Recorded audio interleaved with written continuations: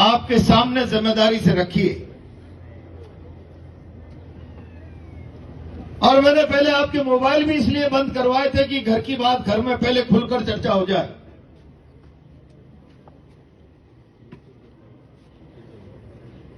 और सामूहिक चर्चा के बाद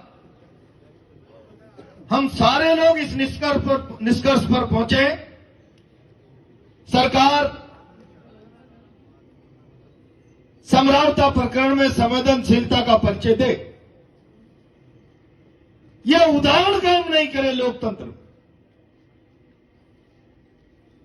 कि सरकारी हमला जनता पर हो जाए और न्याय की मांग का आवाज दब जाए, बल्कि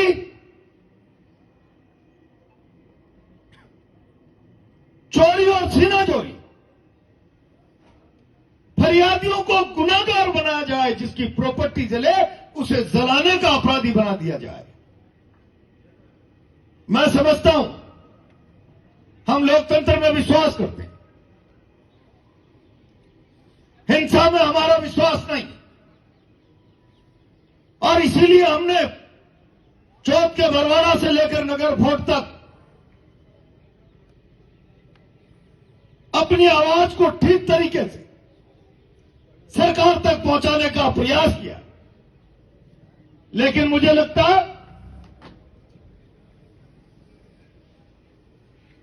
इस सरकार की मंशा समरावता प्रकरण में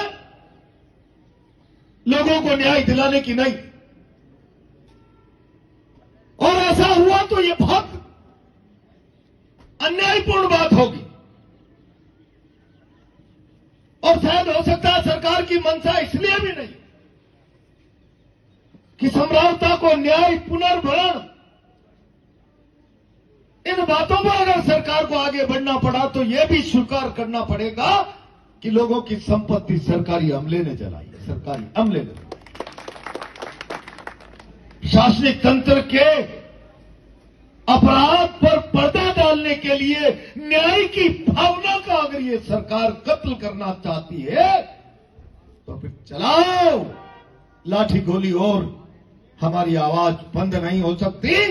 हम आग्रह कर रहे हैं, लोगों का अनुरोध था कमेटी बने, चर्चा करे, आप लोग भी जाओ, मिलो अपने स्तर पर तमाम नेताओं से, न्याय की बात को ताकत दो। सरकार में भी बात कर लो, और नहीं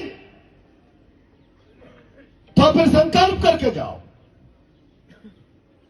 नगर फोर्ट, बुनियारा, चौथ का बरवाड़ा शायद राजधानी से दूर था, और इसलिए सरकार के कानों तक आधा लाख लोगों की आवाज भी नहीं पहुंच पाई।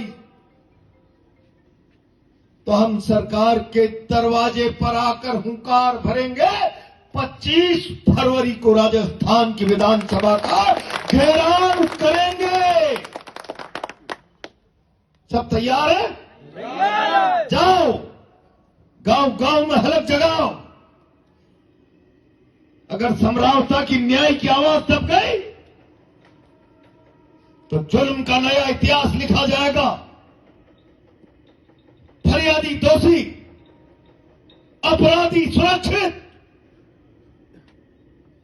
यह व्यवस्था केवल समरावता के लिए नहीं, सारे राजस्थान के लिए चुनौती है।